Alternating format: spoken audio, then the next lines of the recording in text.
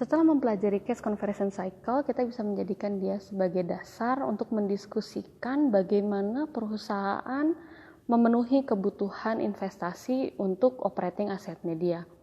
Pertama kita akan membahas tentang permanent versus seasonal funding needs. Artinya adalah kita butuh berapa sih dananya, kebutuhan dananya berapa. Nah, tapi ada masa-masa yang permanen, ada juga untuk yang seasonal. Bedanya gimana? Ini biasa dipengaruhi oleh tipe salesnya dia. Kalau salesnya yang ya stabil-stabil aja, dia permanent funding. Kayaknya nggak beda jauh deh. Setiap tahunnya dia sepanjang tahun nggak akan beda jauh kebutuhan dananya. Tapi ada juga untuk yang seasonal funding needs. Dia untuk perusahaan yang musim-musim tertentu, dia bisa lebih tinggi penjualannya, bisa juga di beberapa musim lebih rendah. Karena apa? Salesnya kurang gitu. Memang nggak ada permintaan di pasar. Masuk kita ke example 15.2. Di mana yang pertama adalah perusahaan Nicholson Company. Dia punya on average 50.000 di cash marketable securities-nya dan marketable securities, kemudian ada 1.250.000 pada inventory, 750.000 pada account receivable. Nah, mereka semua ini golongannya current asset. Jadi current asset kita kurangin dengan current liabilities-nya dia. Jadi cash tambah dengan inventory-nya, tambah dengan account receivable-nya, dikurangin dengan account payable-nya. Nah, ini berapa sih yang dia butuhkan? Nah, itu permanent investment in operating asset jadinya ya, harus ada duit berapa. Nah, kalau untuk permanen gampang banget, sepanjang tahun kayak gitu.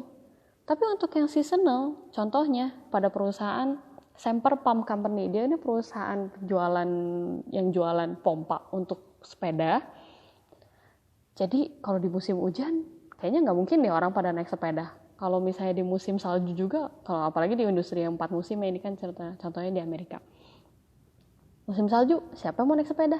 Nggak ada yang beli sepeda juga. Kemudian siapa yang mau beli pompanya? Kayak gitu ya. Jadi ini sangat-sangat dipengaruhi oleh sales.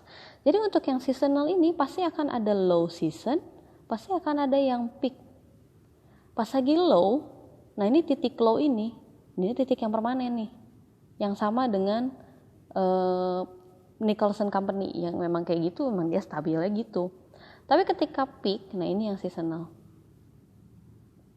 Nah, yang seasonal ini biasanya tiba-tiba naik, harus persediaannya harus ditinggiin. Lagi musim panas misalnya, lagi musim panas semua orang pada pengen naik sepeda misalnya kayak gitu. Dia harus nyetok inventory lebih banyak, tapi ada juga kemungkinan AR-nya juga lebih tinggi. Makanya dia sebut di soal di example 15.2, tolong diperhatikan, ada kenaikan inventory increase menjadi 750.000.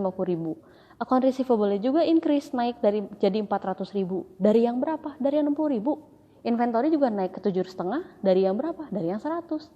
Maka kalau dihitung lagi, sebetulnya untuk yang permanen dia cukup 135.000. Tapi pas lagi seasonal, dia naik kebutuhannya menjadi 1.125.000. Di sini ada gap. Nah, gap ini adalah yang 990.000. Ini adalah kebutuhan seasonalnya dia.